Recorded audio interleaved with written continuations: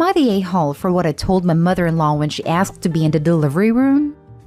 My husband, male 33, and I, female 30, are expecting a baby boy, and we're barely catching up with preparation and getting everything ready. His mom, kind of a busybody type but can be helpful at times, invited us for dinner and said she has an important request to make.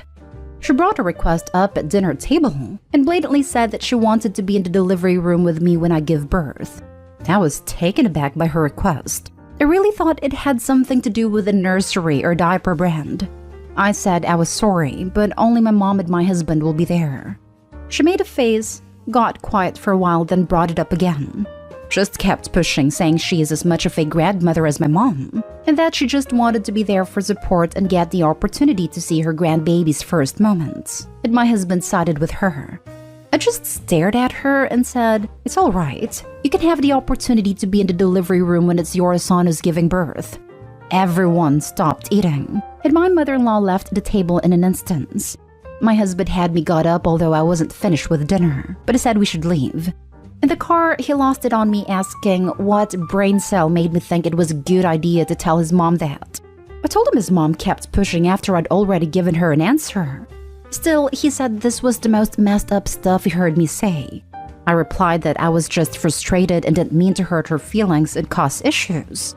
He argued that if I don't want issues, then I should stop making things difficult and just say yes to his mom's request. He then ranted about how it's his son too, and then said if his mom isn't allowed in there, then he won't be there too. Now, I don't know if he really meant this or just said it in the heat of the moment, but it had me fuming. He's been ignoring me when I try to talk to him and act like I'm not in the room. I think I might have gone too far and created tension by responding inappropriately. Am I the a-hole? Edit. There has been some tension between me, my husband, and his family lately, and this probably blew up because of built-up resentment. Now for the top comments. Not the a-hole. Actually, what you said makes sense as we're talking about your body here. The reality is that your mother-in-law just did you a favor here, because your husband siding with her is showing issues in your marriage and the difficulties you're going to face when it comes to decisions about your pregnancy or your child. I would tell him that if he doesn't come into the delivery room when I give birth, and if he's not supportive of my decision concerning my body, our marriage will be over, and he shouldn't bother coming to the hospital at all, because he will have to wait until I go back to my parents to meet our son. Go see a lawyer to prepare for a divorce just in case, and try to get an appointment with a therapist to help you through all of it. Thus, Opie needs to prepare herself for the worst outcome. Mother-in-law literally ambushed her by making that request in front of everyone and not taking no as an answer.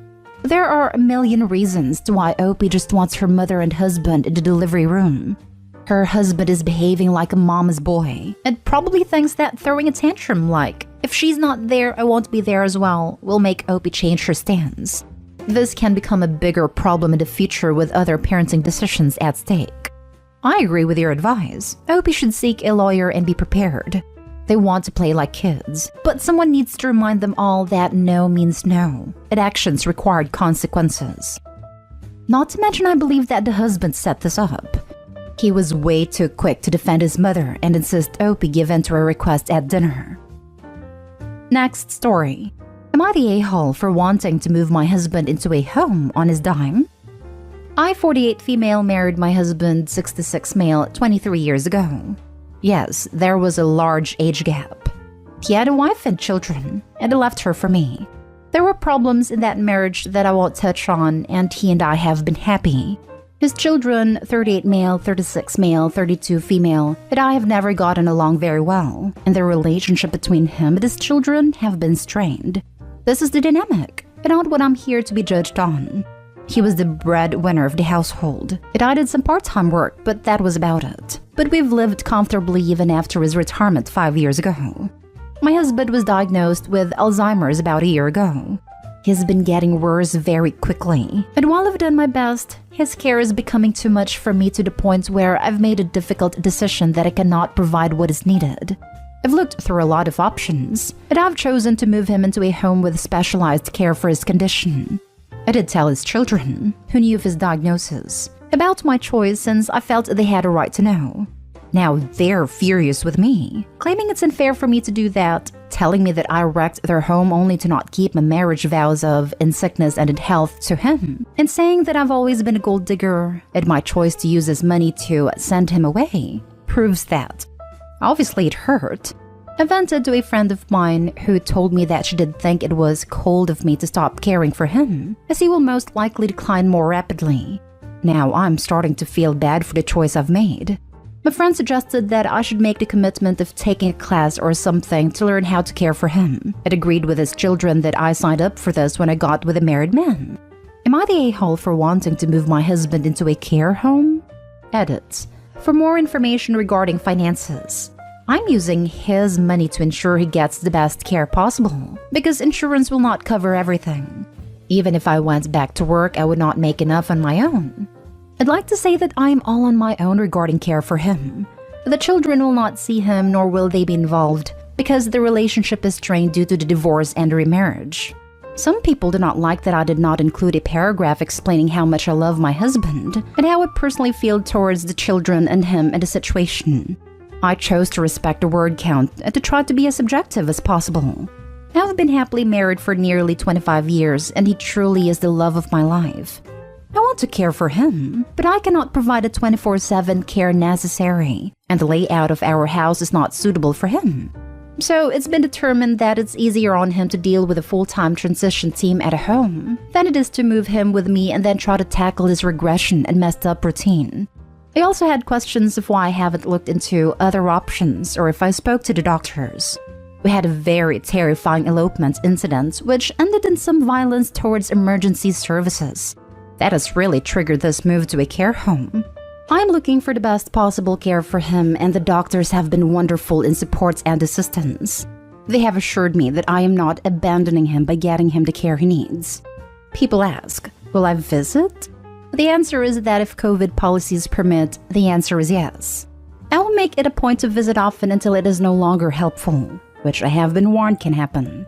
Finally, to everyone who has shared their personal experience caring for someone in a similar condition, thank you very much, and my heart goes out to each and every one of you. You are in my thoughts and prayers. I'm sorry that I cannot reply to everyone. This is beyond the scope of the sub. Advice from your husband's doctors and Alzheimer's support groups would be a better source of information for making a decision like this.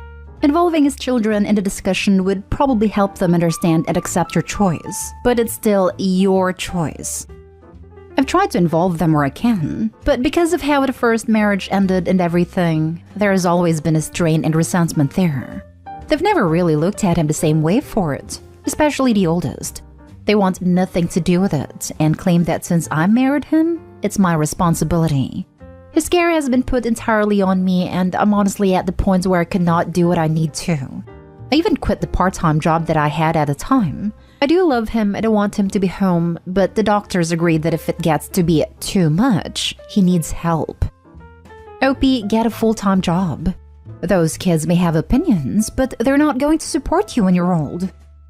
To all the people calling Opie a gold digger, it is incredibly expensive to pay for a long-term care for an Alzheimer's patient.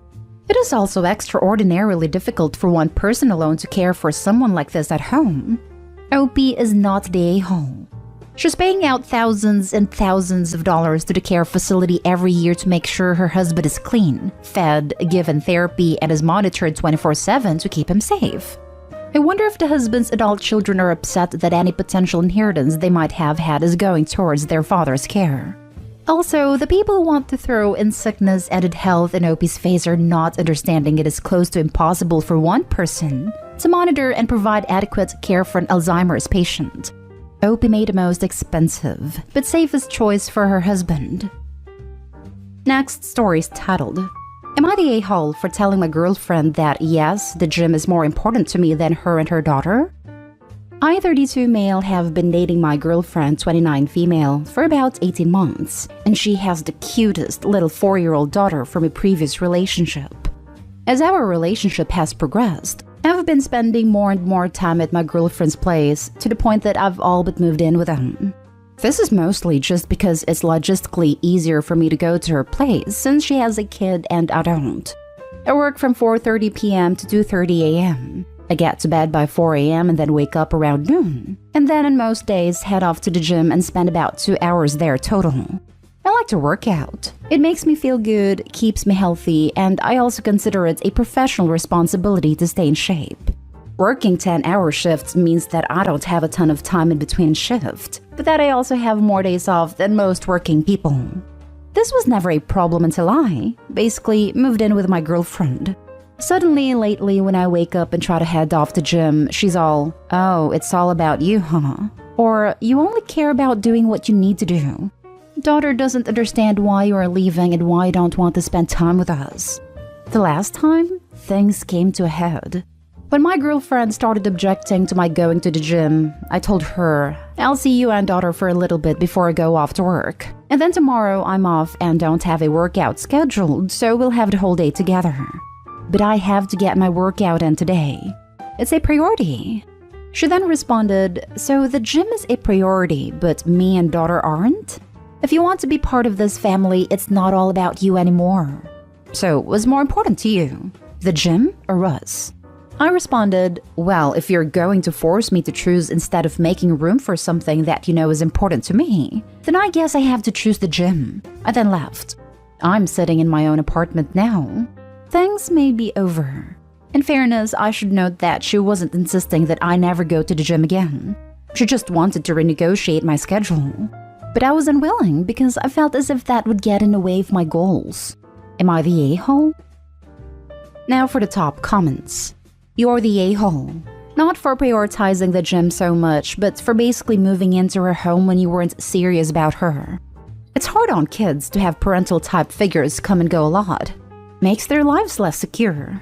Don't jerk kids around. In what way did he show he wasn't serious? In what way did he jerk kids around? By going to the gym? Furthermore, isn't it the mom's responsibility to make this clear before he moves in? OP isn't a parent and may not have realized his role as a parental figure. You're right. The mom and guy should have talked stuff out. But the part where he made it clear he wasn't serious was when, in comparison to spending time with a child, he said that the gym was his priority, and he was unwilling to negotiate to a solution. He'd try to live with someone without making the necessary adjustments to his life. First off, it's not his kid, but I guarantee that will be made very obvious the second she needs it to be. Keep that in mind. Second of all, parents or parental figures need to have alone time for hobbies that keep them healthy. Going to the gym is one of those. It is not only good for his health, but set a great example for the kid. What he was explaining was that there needs to be a balance and both parents need to help each other find that balance. Forcing one parent to give up something as essential as the gym because that time could be spent with her and her daughter is toxic. Not every waking moment that is not at work needs to be with a kid, especially if that time away from the kid is used in a healthy and productive way like working out. Also, giving an ultimatum is not a great way to go about getting what you want either. He's not saying he chooses the gym over the daughter. He's saying he chooses the gym over this behavior. This feels more like incompatibility than a-hole territory. I also kind of feel like you were backed into making a choice. She gave you an either-or question, which of course sounds terrible. I'm going no a-holes here because it just seems like your lives don't seem to be a good fit. Not everyone fits together, and that's okay. Now for the last story. Am I the a-hole for telling my fiancé's friend she isn't my problem and I don't care about her feelings? My fiancé and I are getting married in 2023. My best friend and best man is going to have a year-old kid by the time of our wedding, and he and his wife are planning on coming out from out of the country to support us, so we decided to have the kiddo be the ring bearer. Over the weekend, my fiancé had some friends over. Her best friend's sister, let's call her Abby, came too. Context. Abby briefly dated my best friend in uni. She cheated on him and he kicked her to the curb. It's ancient history, but I'm not fond of the girl in full transparency. So my fiancé and her friends were hanging out, talking wedding things, and they got a bit tipsy. And my fiancé starts yelling excitedly for me to bring the mini tux photo. My buddy sent me some pictures of Tux onesies for his kid, our ring bearer, to get fiancé and I's approval of what we wanted them to get, so that's what she wanted. I came in and showed them, and they were all going crazy over how cute it was. Suddenly, Abby grabs my phone out of my hand and practically screams in my face. Wait, he's your best man? I get she was tipsy, but it really pissed me off. I took my phone back and told her not to yell in my face. So she turns to my fiancé and loudly says, "You can't let him, me, invite him." My fiancé looked puzzled, but her best friend was just like, "Abby, that's his best friend. Chill out." Then this girl starts crying and says she's going to have such an awkward time if he's there and she's single. It was ridiculous. I just left and went back to the living room, and I heard her sister tell her to grow up. So I thought it was dealt with. A few hours later, she cornered me in the kitchen while I was grabbing a beer and started begging me to not invite my best friend to my own damn wedding. She told me it would trigger her anxiety and that if I cared about her feelings and really am a mental health advocate, mental health is huge to me, but not when it's weaponized. I would at least have him just be a guest. I was freaking floored by her audacity. I told her she wasn't my problem and I didn't care about her feelings on this. I also told her I'd have a better time personally if she didn't come, so maybe she shouldn't if it would impact her mental state. Well, she started crying again and ran and told all the girls. My fiancé says she doesn't think I did the wrong thing necessarily, but that I didn't need to be so harsh. Some of the other girls gave me dirty looks as they were leaving. I've been feeling guilty because usually I wouldn't speak to someone like that, but I felt she was really crossing a line. Am I the a-hole? Not the a-hole. How entitled is she? Your fiancé's best friend's sister is trying to dictate who you have as best man? Seriously, that is messed up. I think you handled it absolutely brilliantly. You were clear, concise, and polite until she went too far. She crossed the line and you stood firm. That's a great comment. Same thinking for me. My man, it's your wedding. Your wedding. You invite whoever you please, and nobody can say otherwise. This girl has, as you rightly pointed out, tried to emotionally blackmail you by weaponizing her mental health. So she's immediately the a-hole. I'm glad you stood up for yourself, your friend, and your principles. You've done absolutely the right thing. I think, as your wife said, you were a bit harsh, but that can't be helped now. You were obviously irate at a time, and she was tipsy, so it blew up more than it should have, but you're in the right. So, yeah, don't sweat it, King. You're all gravy. If this Abby girl has anxiety about an ex she cheated on, she needs a reality check in my opinion. Your friend has moved on, got married, and had a baby. You literally won't even notice her.